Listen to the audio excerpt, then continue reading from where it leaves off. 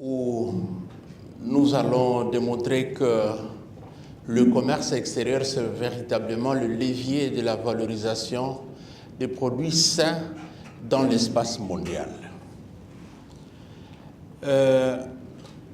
Notre interlocuteur de la santé venait de parler de 42 médecins, chers participants, c'est inquiétant. Et il n'est pas encore tard pour éviter justement la visite de 42 médecins.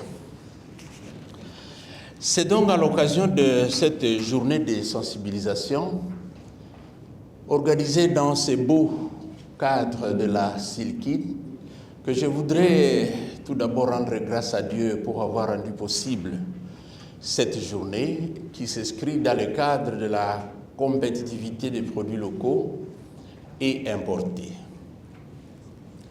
Je voudrais également saisir l'opportunité pour rendre mes hommages les plus fervents au Président de la République, Son Excellence M. Antoine Tshisekedi Tshilombo, pour les efforts entrepris dans la pacification du pays d'abord, parce que c'est ça la priorité, et la sauvegarde de la vie de la population congolaise à travers l'Office congolais de contrôle, l'organisme national d'évaluation de la conformité.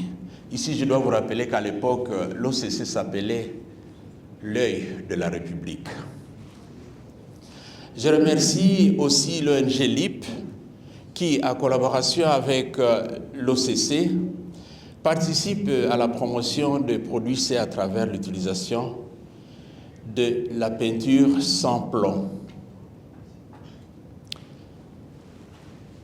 Avec le thème sur lequel nous échangeons ce jour, je peux dire que le commerce extérieur peut effectivement jouer ce rôle clé dans la valorisation des produits sains sur le marché mondial, notamment en permettant une meilleure distribution et reconnaissance des produits de qualité en facilitant l'accès à de nouveaux marchés et en augmentant la visibilité. Pourquoi les nouveaux marchés? Parce que aujourd'hui, on est en train de démontrer que tous les autres pays sont en train de se débarrasser justement de cette peinture avec plomb. Ça veut dire que prochainement, si nous, République démocratique du Congo, nous ne nous adaptons pas à cela, notre marché risquera d'être limité, etc. Donc l'objectif premier est de promouvoir l'élimination progressive. Progressive, pourquoi? Parce qu'il faut une transition. On ne saura pas couper brusquement la production, il faut nécessairement une transition à l'échelle mondiale et des produits ou des substances toxiques, notamment le plomb, par l'instauration des mesures de contrôle juridiquement contraignantes dans chaque pays afin de garantir la sécurité des produits sur le marché et d'encourager l'adoption de bonnes pratiques de fabrication.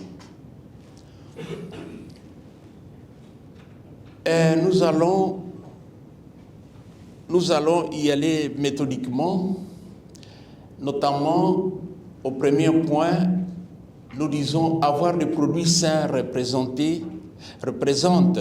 une opportunité sur le marché. Au point 1, le commerce mondial impose de plus en plus de normes strictes en matière de santé, sécurité et protection environnementale.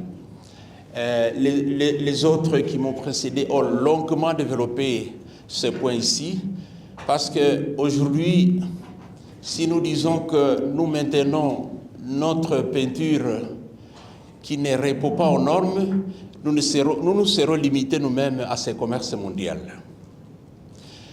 Au point 2, les produits contenant des substances toxiques comme le plomb dans les peintures sont de plus en plus exclus des marchés régionaux et internationaux. C'est tout à fait clair. Au point 3, pour les pays producteurs comme la RDC, se conformer à ces normes n'est pas seulement une obligation, mais c'est aussi une opportunité. Pourquoi une opportunité? Parce que nous devons accéder justement à ces marchés régional, etc., mondial. Au point 4, cette conformité permet de transformer la réglementation en moteur de croissance économique. notre interlocuteur a longuement parlé de ce thème, parce que la réglementation va certainement s'imposer, étant donné que il n'y a que cette réglementation qui peut nous amener à des contraintes pour essayer d'améliorer les conditions et la production de cette peinture. Parlons des normes qui représentent un passeport commercial vers le monde. Nous venons de le dire, que seule la conformité peut nous rendre l'accès à ces marchés mondiaux, c'est ce que nous appelons ici le passeport commercial.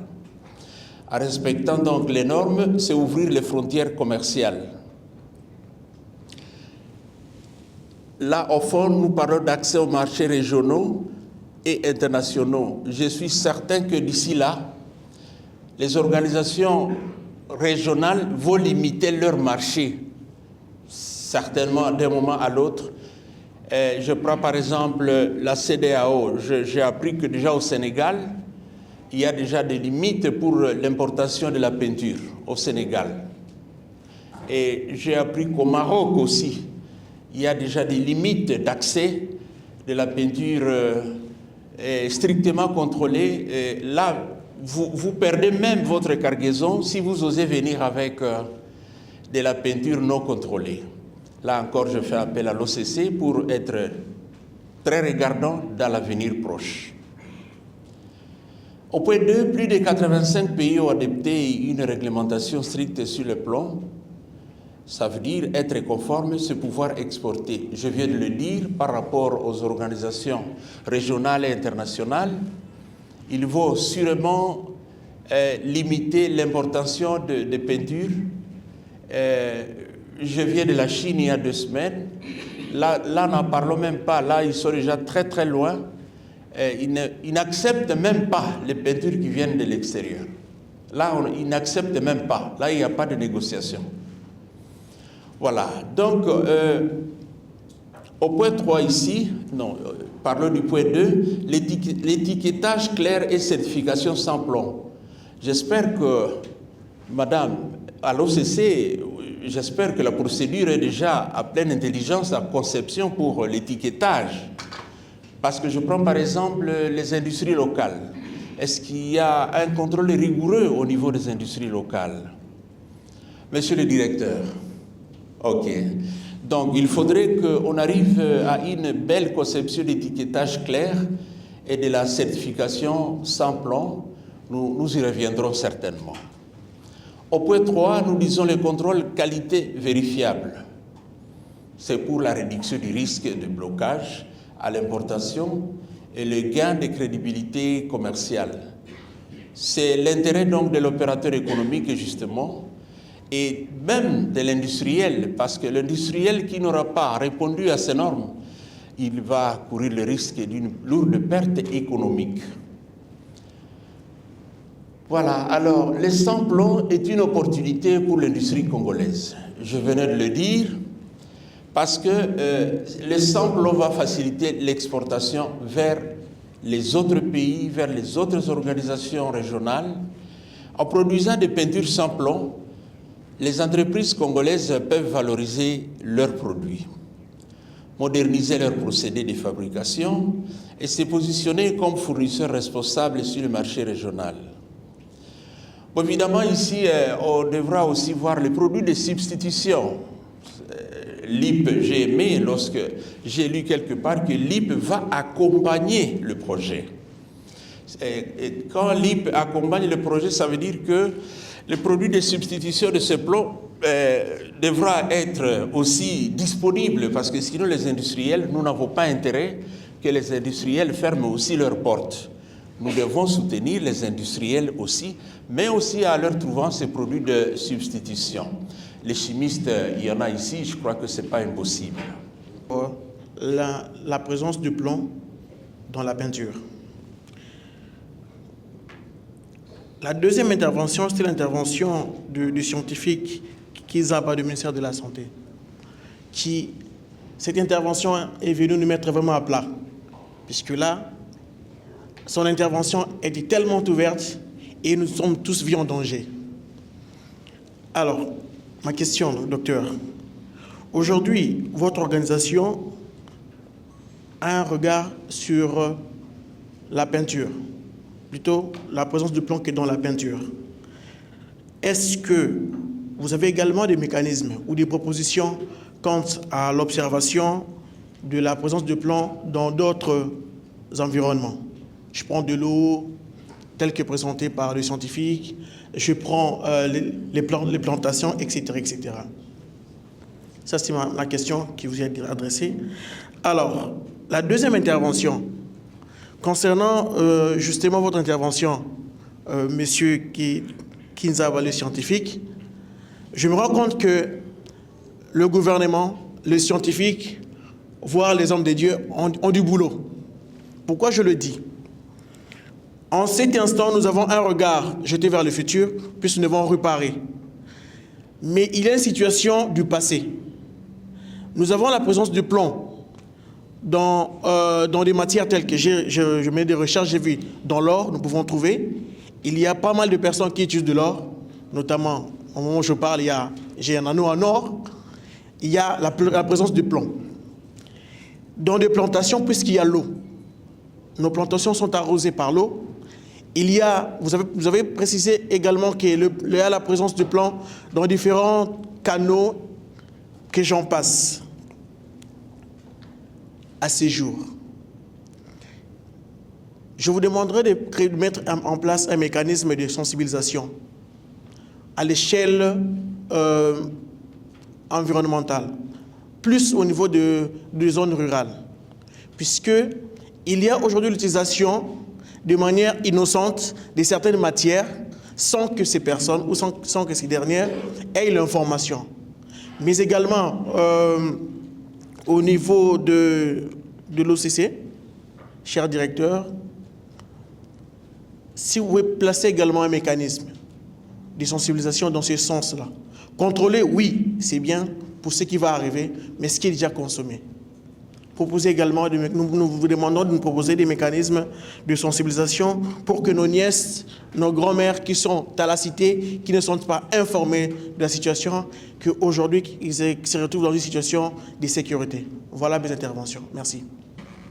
Je voudrais attirer votre attention sur les entités qui prennent les satirismes.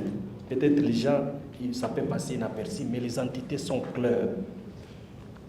Ce qui est vrai, 42 maladies, c'est bien, mais il y a les entités fixées que nous devons connaître.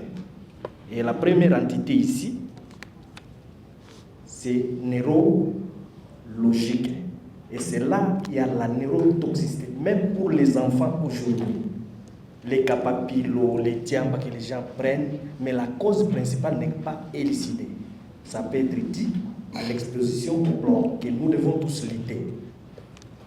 Il y a l'entité pulmonaire et toutes les inhalations que quand les enfants sont en train de jouer là-bas, cette entité-là est complexe avec les infections respiratoires aiguës ou chroniques chez les enfants. Et il y a l'entité hématologique. Dans cette entité hématologique, qu'on peut aussi appeler cardiovasculaire, il y a des fois il y a des stases en amont et hypoperfusion en aval au niveau du sang, et ça crée des hypertensions.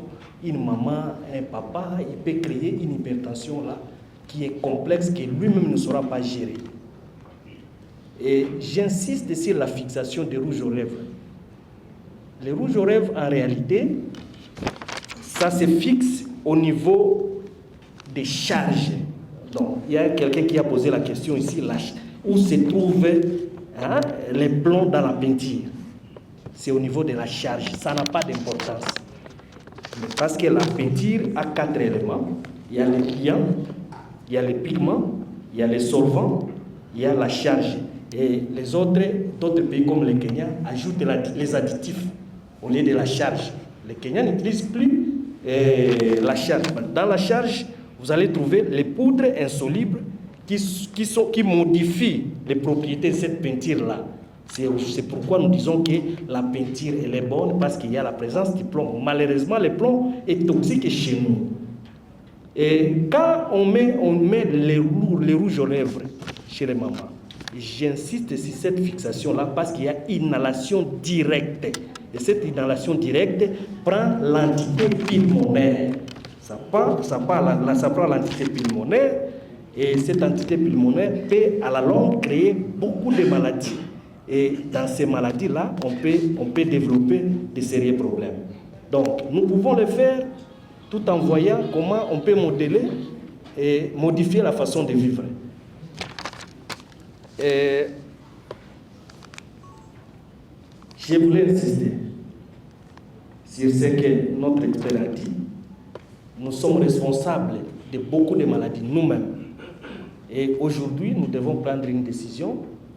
Comment, au fur et à mesure, nous pouvons nous faire sortir dans cette hantise-là. Merci beaucoup.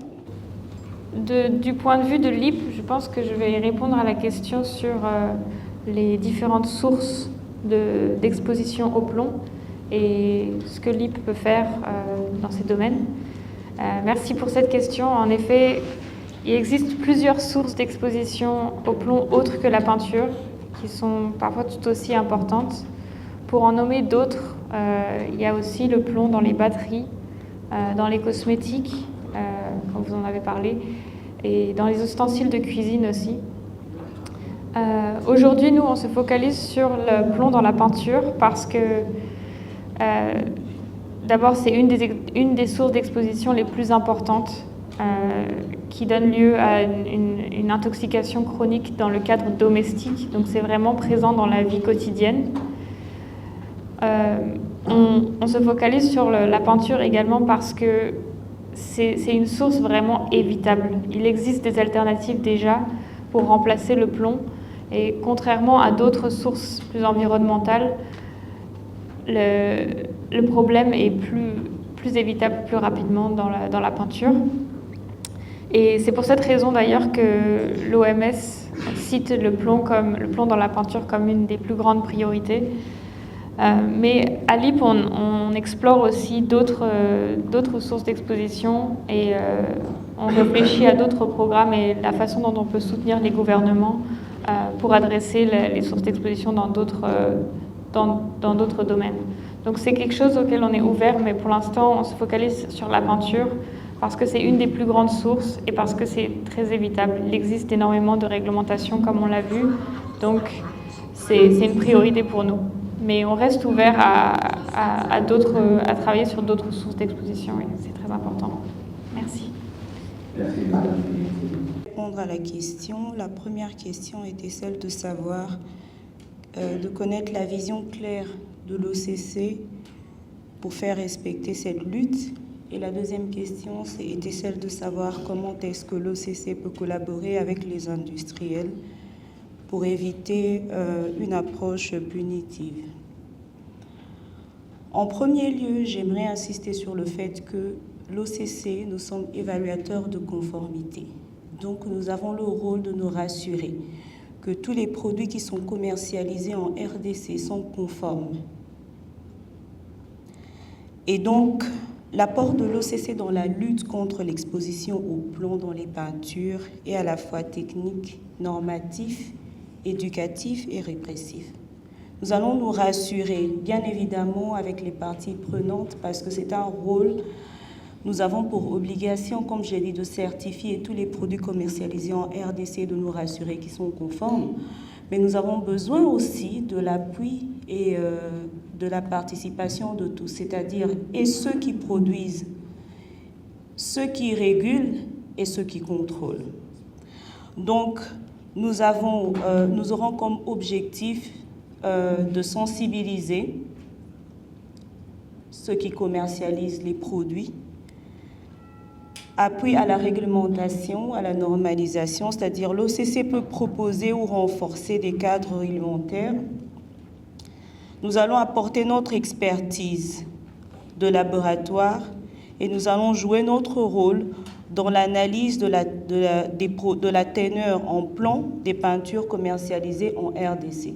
Donc, de manière générale, nous allons nous rassurer que nous sommes en contact permanent avec ces parties prenantes, organiser des formations, des journées de sensibilisation, les accompagner même en termes du point de vue technique, nous rassurer que les différents ministères impliqués jouent également leur rôle et nous accompagnent à atteindre notre objectif. Je crois qu'à ce stade, nous nous limiterons là et progressivement, comme je dis, avec des partenaires comme l'ONG LEEP qui nous accompagneront en fait afin de pouvoir atteindre nos objectifs. Merci, le programme, parce que c'est tout un programme vraiment, et nous sommes appelés à accompagner la réglementation relative pour que nous arrivions, pour qu'on aboutisse à l'objectif. Madame la DGA venait de le dire, nous devons bien contrôler les normes de manière à ce qu'on accède à d'autres pays par l'exportation, mais aussi à l'importation, le contrôle à l'importation, parce que le pays est vaste, on ne saura pas directement assurer que l'industrie locale va suffire pour la demande locale.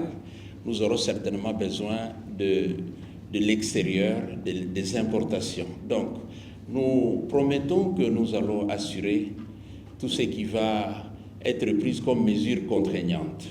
Je suis de la commission de coordination et santé en RDC et je suis vétérinaire de formation.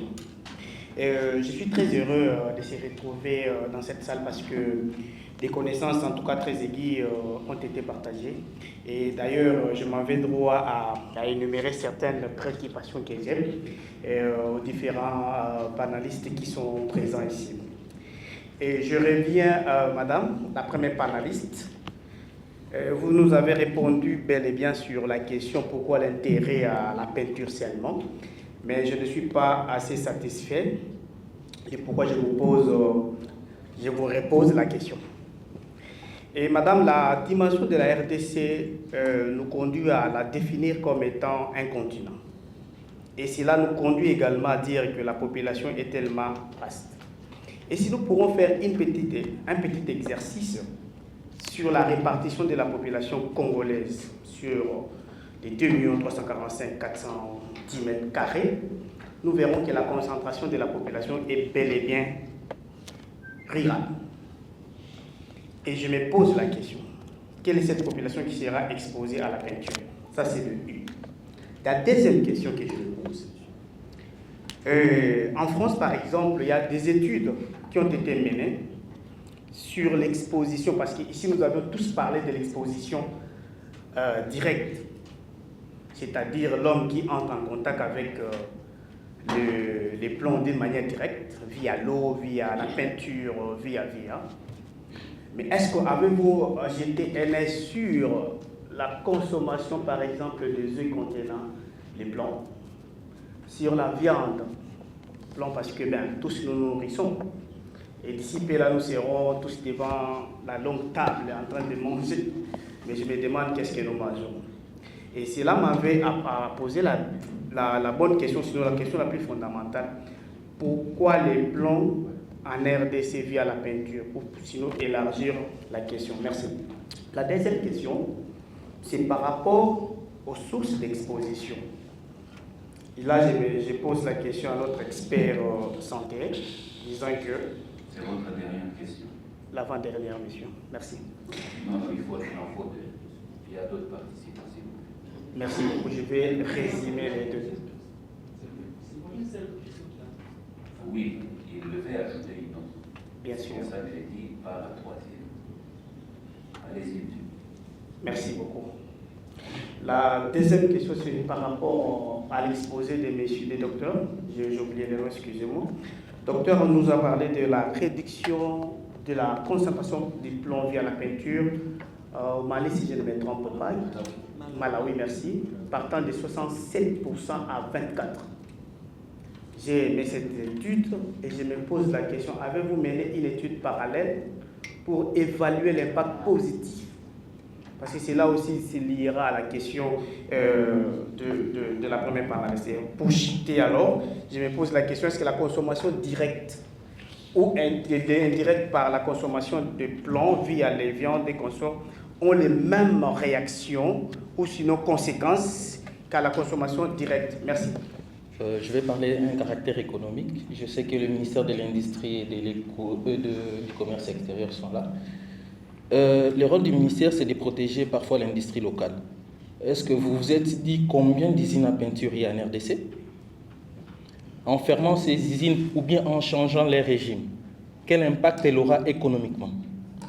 D'abord, en premier lieu, ce qu'il faut faire, je crois que la sensibilisation elle est bien bonne pour le plan, mais il faut d'abord chercher un produit de substitution pour permettre à ces usines de continuer à fonctionner. Parce que les règles, elles sont telles que si on les applique aujourd'hui, c'est qu'on ferme. Comme a dit le directeur de cabinet, il y a des usines qui étaient à l'Est et qui se sont installées aujourd'hui en Ouganda. C'est déjà une fuite des capitaux pour la RDC elle-même. La question est celle-ci. Avec cette série de mesures qui vont être prises, quel sera l'impact économique pour la RDC? J'aurai au moins 2 ou 3 questions à poser. Je commence d'abord par Madame Juliette ou Monsieur Cambou en rapport avec l'organisme, la LID. J'aimerais avoir un peu de précision dans votre organisation. Je souhaite exprimer ma profonde gratitude pour votre présence active, vos interventions et l'engagement que vous avez démontré. Globalement, les points clés ayant émergé des discussions aujourd'hui sont les suivants. Le plomb dans les peintures représente un danger sanitaire bien réel, mais évitable. La RDC a déjà franchi une première étape décisive en lançant ce projet, avec une étude des peintures qui sera conduite prochainement avec l'OCC, avec l'IP en appui technique. Des normes existent déjà au niveau régional au sein de la communauté de l'Afrique de l'Est et la RDC a l'opportunité de les adapter et de les faire appliquer au niveau national.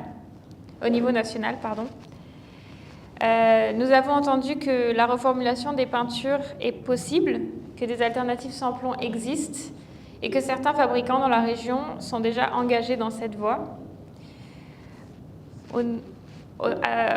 Au cours du panel, nous avons aussi entendu l'importance de la sensibilisation des consommateurs et des certifications sans plomb. On a aussi discuté d'autres sources d'exposition au plomb qui sont importantes et sur lesquelles il faut travailler. Pour en revenir à la peinture, en clair, le défi est réel, mais il est tout à fait surmontable. La prochaine étape à laquelle nous nous engageons aux côtés des partenaires sera d'accompagner les discussions sur l'adoption de normes obligatoires. Et comme cela a été souligné aujourd'hui aussi, réglementer est essentiel, mais la mise en œuvre l'est tout autant. C'est pourquoi l'IP s'engage à soutenir les efforts des uns et des autres allant dans cette direction. Aux fabricants de peinture, nous nous engageons à fournir l'assistance technique nécessaire pour passer au sans-plomb. Nous viendrons vers vous dans les semaines à venir et nous espérons avoir des oreilles attentives et une collaboration transparente avec chacun d'entre vous pour réussir les objectifs discutés aujourd'hui. Je tiens à vous remercier très sincèrement pour votre participation et pour votre esprit d'ouverture et votre engagement. Et je vous souhaite à tous une excellente fin de journée. Merci. Le président de la République, chef de l'État, à qui je rends mes hommages les plus déférents, son Excellence M. Félix-Antoine Tshisekedi Tshilombo. Et je tiens à remercier tous les participants. Je remercie premièrement le représentant du ministre du Commerce extérieur, les différents représentants des ministères de l'Industrie ainsi que de la Santé, à Madame l'administrateur du Conseil d'administration de l'Office congolais du contrôle, à Madame le directeur général adjoint du FOGEC, à tous les invités, aux cadres et responsables, différents chefs de département de l'Office congolais de contrôle. Merci pour vos différentes interventions et votre participation et merci de nous avoir honorés en ce jour. Je tiens aussi à rappeler que l'apport de l'OCC dans la lutte contre l'exposition au plomb dans les peintures est à la fois technique, normatif, éducatif et répressif. Il s'agit d'un acteur clé capable de garantir la qualité des peintures, accompagner la transition vers des alternatives saines, protéger la santé publique, notamment celle des enfants, et renforcer la gouvernance réglementaire dans le domaine des produits industriels. Je vous remercie. Au nom du ministre du Commerce extérieur, que je déclare clos cet atelier qui nous a véritablement ouvert l'œil.